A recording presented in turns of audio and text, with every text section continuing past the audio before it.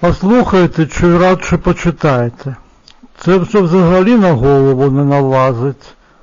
Виходить, що практично всі пісні Паулса, відомі нами російськими текстами, були насправді реквізовані руськими окупантами в Латвії. І на превеликий жаль, з повної згоди самого композитора. Читаю зі списку тільки ті, які пісні я знаю сам, а мабуть хтось і інший це знає.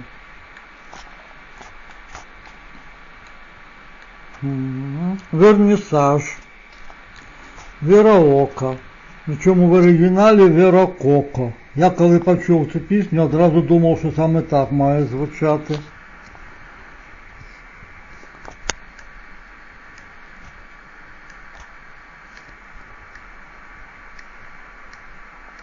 Дело время.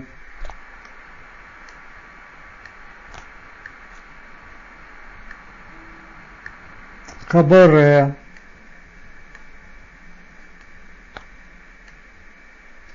Листя жовте, ну це ми вже знаємо.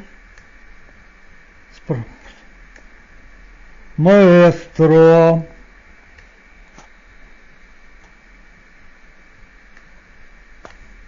Миллион алых роз.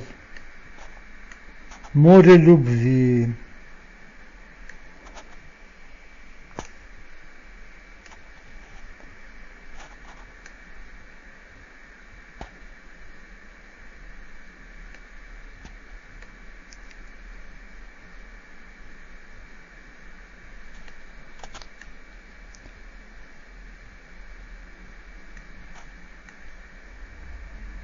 Полюбите пианиста.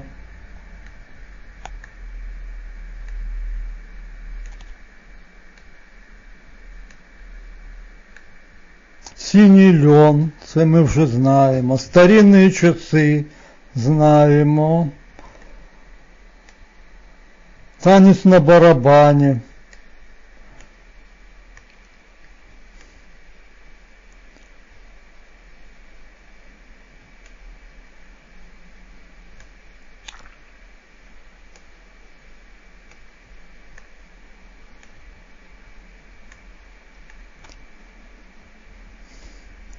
Ну от вроді все з того, що знаю я.